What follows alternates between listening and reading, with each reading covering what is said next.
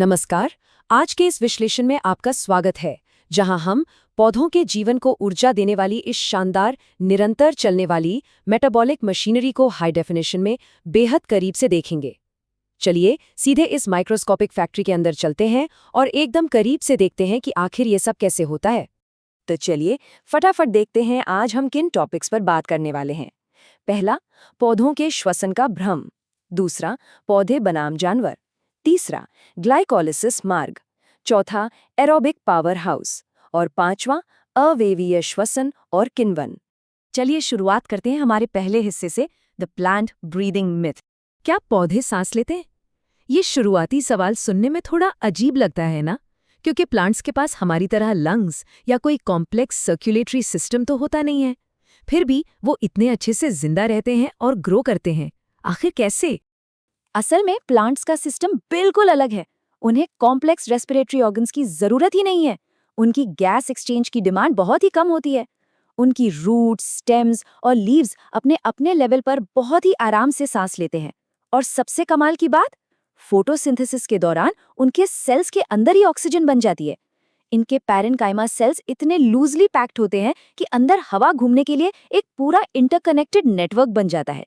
सोचो, बिना किसी कॉम्प्लेक्स ऑर्गन के कितना स्मार्ट और डिसेंट्रलाइज सिस्टम है। अब आते हैं अपने दूसरे सेक्शन पर, प्लांट्स वर्सेस एनिमल्स। अगर हम प्लांट्स और एनिमल्स का कंपैरिजन करें तो डिफरेंस बिल्कुल साफ है। हम एनिमल्स बाहरी खाने पर डिपेंड करते हैं, यानी हम हेटेरोट्रोफ्स हैं और हवा को प्रोसेस करने के लिए लंग्स जैसे कॉम्प्लेक्स सिस्टम्स का यूज करते हैं।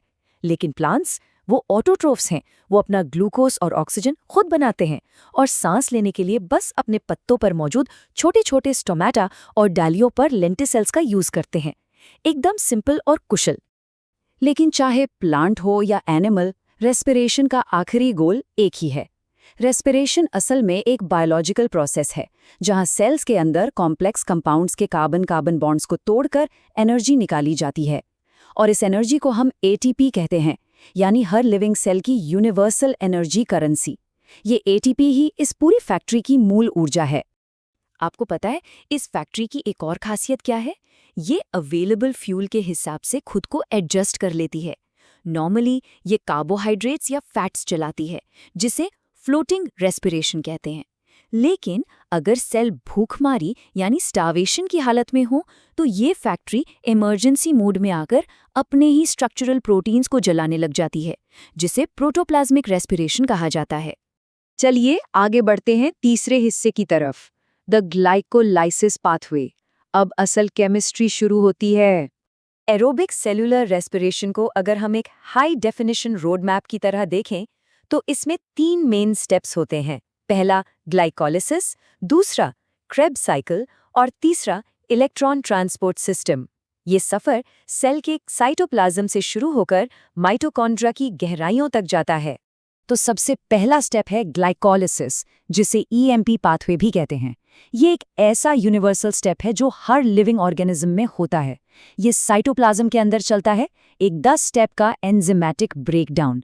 सबसे मजे की बात यह है कि इसमें ऑक्सीजन का कोई यूज ही नहीं होता और ना ही कोई कार्बन डाइऑक्साइड बाहर निकलती है।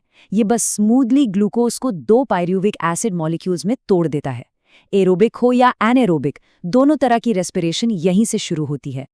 अब वक्त है सेक्शन 4 का, द एरोबिक पावर हाउस। चलिए माइटोकॉन्ड्रिया के अंदर चलते हैं। मेन पावर हाउस यानी क्रेब्स साइकिल में घुसने से ठीक पहले एक बहुत जरूरी स्टेप होता है, लिंक रिएक्शन। ये एक गेटवे की तरह है।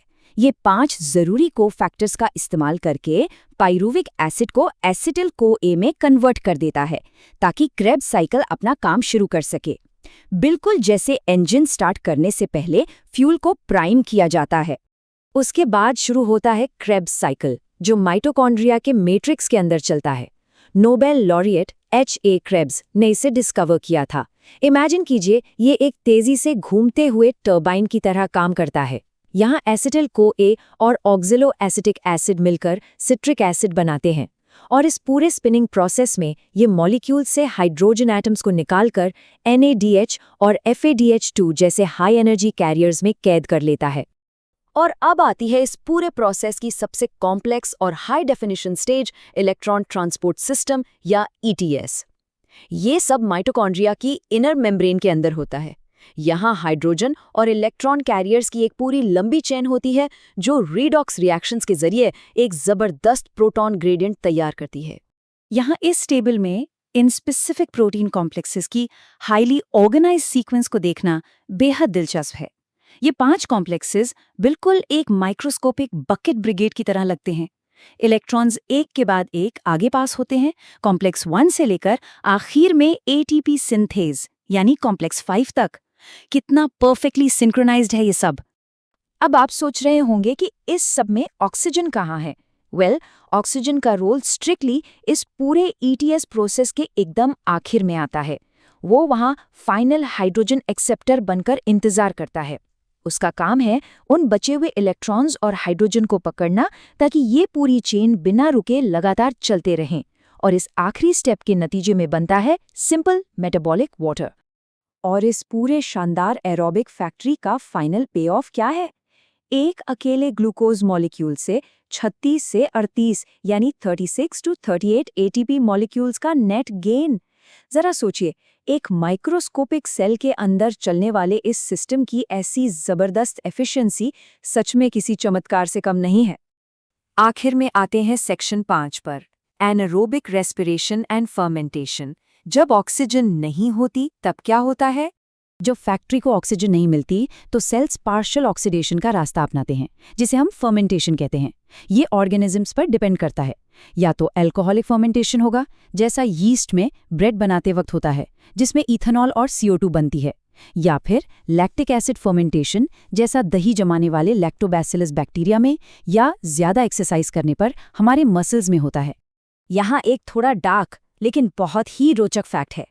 यीस्ट जब अल्कोहलिक फर्मेंटेशन करता है तो उसमें इथेनॉल बनता है, लेकिन जब यही इथेनॉल लगभग 13% यानी 13% कॉन्सेंट्रेशन तक पहुंच जाता है तो वातावरण खुद उस यीस्ट के लिए ही जानलेवा बन जाता है।